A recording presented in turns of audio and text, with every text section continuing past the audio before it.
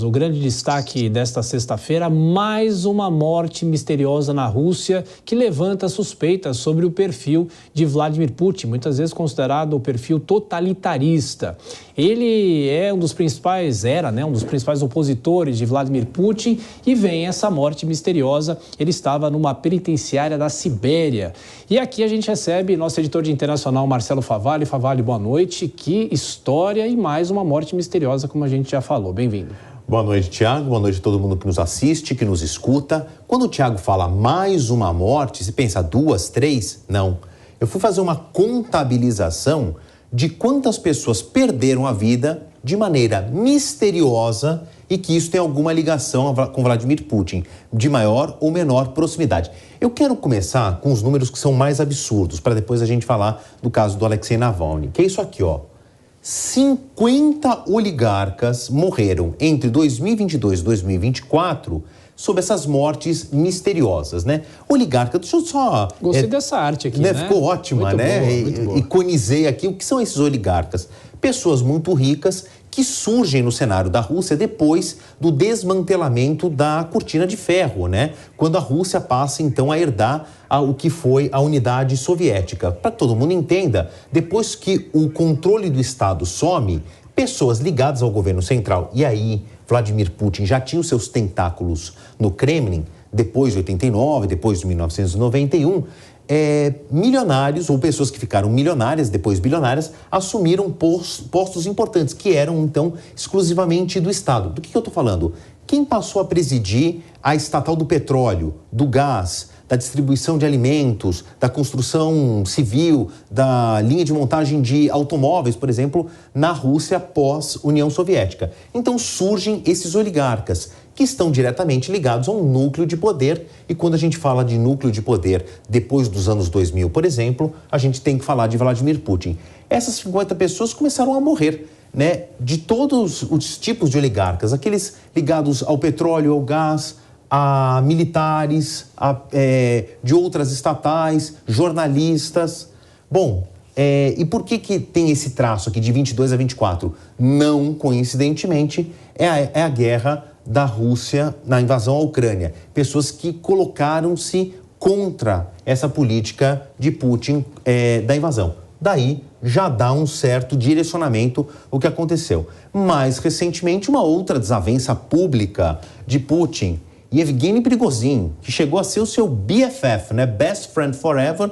Ele liderava um grupo paramilitar oficializado dentro da Rússia, o grupo Wagner. Depois eles acabam rompendo por um problema na guerra da Ucrânia, e aí o Yevgeny Prigozhin voava ali num voo doméstico na Rússia, num avião da Embraer, inclusive, tá? Um voo doméstico, e o avião explode no ar misteriosamente. A Embraer, inclusive, não foi convidada a participar das investigações como determinam regras internacionais. E aí, o Yevgeny Prigozhin entra para essa lista de mortes misteriosas. E hoje a gente teve o Alexei Navalny, que era público e notoriamente um crítico da política de Vladimir Putin e era apontado como seu principal rival político. Daqui um mês, um pouco mais, tem eleições na Rússia. Sim. O Vladimir Putin vai se candidatar à sua reeleição. Não há adversários. O Alexei Navalny, que começou a despontar como um promissor opositor, foi envenenado em 2020, sobreviveu, depois foi condenado a agressões contra o Estado, foi colocado numa prisão na Sibéria e hoje morreu de mal súbito, aqui no dia 16 de fevereiro. É obviamente que com o caso do Navalny, houve uma enorme repercussão internacional. Vários líderes se pronunciaram, a ONU pediu uma investigação e tá aqui eu separei. O Volodymyr Zelensky, que coincidentemente estava ao lado do presidente Macron, é uma visita oficial à França. É óbvio para mim, Zelensky, que ele foi morto, ele, o Navalny, como outros milhares que foram torturados até a morte por causa desta única pessoa, o Vladimir Putin. Macron diz o seguinte: a morte de Navalny mostra a fraqueza do Kremlin, que é o núcleo do poder em Moscou, e o medo de qualquer adversário. adversário políticos de Vladimir Putin, claro, e o Biden, presidente dos Estados Unidos. Putin é responsável pela morte de Navalny. O que aconteceu com Navalny é mais uma prova da brutalidade de Putin. O que é raro, o Berraich e todo mundo que nos acompanha do outro lado aí da linha. Os presidentes falaram literalmente de Vladimir Putin. Deram, né, na visão deles, a culpabilidade para Vladimir Putin. Os presidentes, em geral, têm um discurso político, diplomático, polido. Muito raro a gente ver dedo na cara e acusações concretas. Aqui nós temos 3 importantes líderes mundiais, Zelensky, vítima aí, de uma certa forma, da invasão ou da ambição expansionista da Rússia, se pronunciando claro, mas a França e os Estados Unidos, grandes potências mundiais, os dois pertencem à OTAN, né, um braço armado ali, uma organização armada que tenta reter a Rússia e fazia esse papel antes com a União Soviética, se posicionando literalmente e acusando com todas as letras o Vladimir Putin. Agora tem as características de onde ele estava preso, né? Na Sibéria, com menos 30 graus, é isso? Não é que era longe do centro, não é que era longe de Moscou.